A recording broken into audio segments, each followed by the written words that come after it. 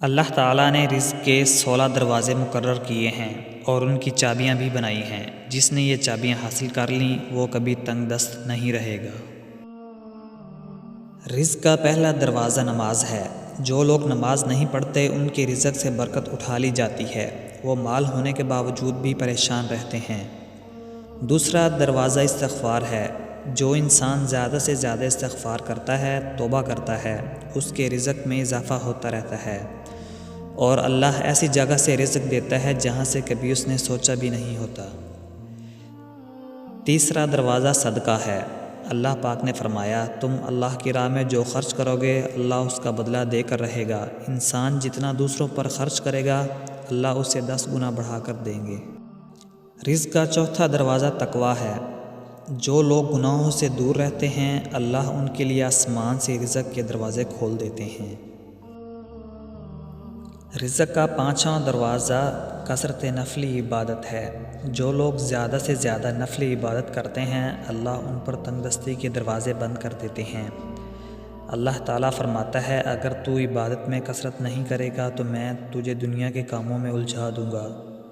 لوگ سنتوں اور فرض پر ہی توجہ دیتے ہیں، نفل چھوڑ دیتے ہیں، جس سے رزق میں تنگی ہوتی ہے۔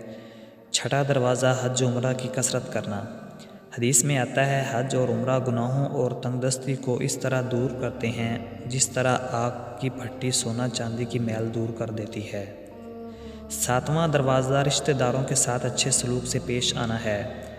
ایسے رشتہ داروں سے بھی ملتے رہنا جو آپ سے قطع تعلق ہوں۔ آٹھواں دروازہ کمزوروں کے ساتھ صلح رحمی کرنا ہے۔ غریبوں کے غم بانٹنا، مشکل میں کام آنا اللہ کو بہت پسند ہے۔ نواں دروازہ اللہ پر توکل ہے۔ جو شخص یہ یقین رکھے کہ اللہ دے گا تو اسے اللہ ضرور دے گا، اور جو شک کرے گا وہ پریشان ہی رہے گا۔ 10واں دروازہ شکر ادا کرنا ہے۔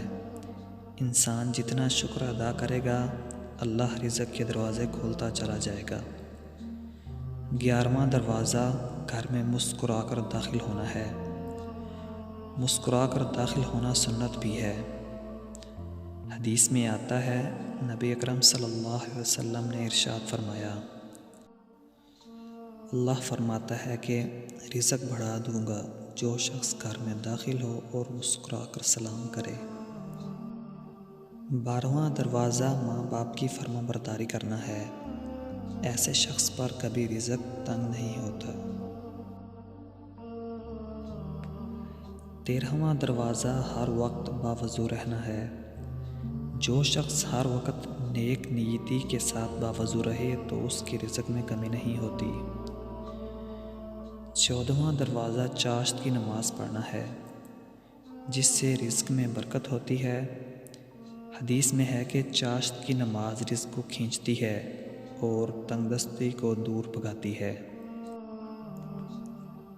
15واں دروازہ روزانہ سورۃ الواقعہ پڑھنا، اس سے رزق بہت بڑھتا ہے۔ 16واں دروازہ ہے اللہ سے دعا مانگنا۔ جو شخص جتنا صدق دل سے اللہ سے مانگتا ہے اللہ اس کو بہت دیتا ہے۔